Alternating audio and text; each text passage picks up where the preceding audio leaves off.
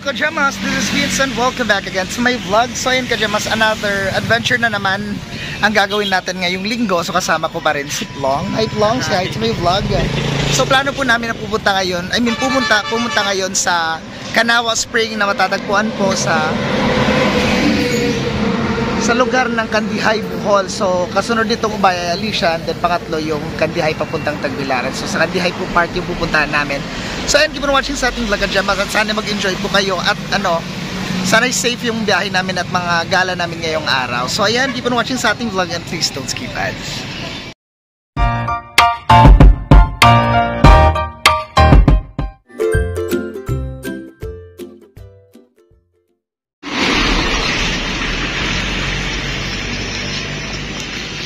So yan, dito po kami ngayon banda sa San Pascual. So inaantay namin sila Charity kasi sila yung kasama namin, pero nagsakay po sila ng, ang sinasakyan po nila ay sasakyan. So kami lang yung nakamotor, so nauna na kami konti kasi para mas mabilis sila makapagpatakbo So dahan-dahan lang din kami ni Plong. So yan, kita-kits na lang tayo doon Kajamas sa Kanawa Spring. 3 hours later. So yan Kajamas, andito na kami banda sa Kandihay, Bohol. So ang layo pala, hindi ko expect kasi first time ko pupunta doon sa Kanawa Spring. So hindi ko alam, ang layo pala kami ni Plong.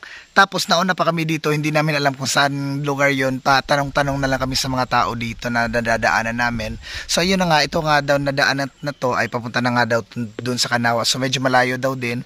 So malapit lang din daw to sa Kanumantad Falls na sikat ding liguan ng mga falls dito. Dalawa kasi to magkaharap lang daw yung Kanumantad at saka yung Kanawa. So inaantay lang din namin sina Charity at si Normich, kapati yung makakasama namin kasi nahuli sila, nauna lang po kami konti.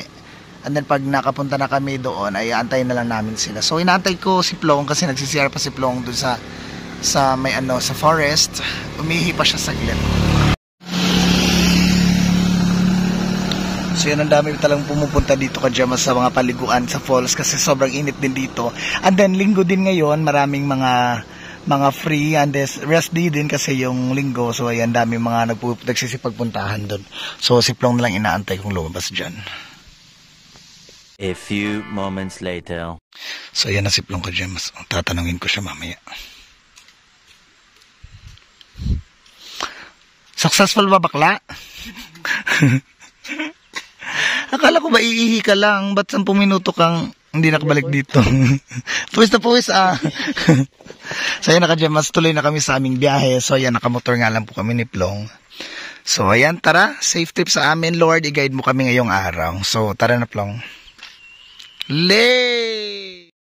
So ayan Kajamas, suminto na naman kami ni Plong kasi parang nawawala na kami sa daan. So pero meron kami nakita ditong falls. Hindi ko alam kung ito ba yung Kanumantad or ang Kanawa. Pero yung Kanawa, ano ba yun? Lawa lang, hindi wala siyang falls. Parang narinig ko kasi yung Kanawa lang ay parang falls, siya, sapa lang siya or liguan, pero wala siyang falls. Pero yung Kanumantad, meron kami nakita ditong falls, so titignan natin. So yun Kajamas, so meron kami nakitang falls. Ayun po, isa-zoom muna natin. Ayun na, may falls po doon. So baka yan yung Kanumantad Falls.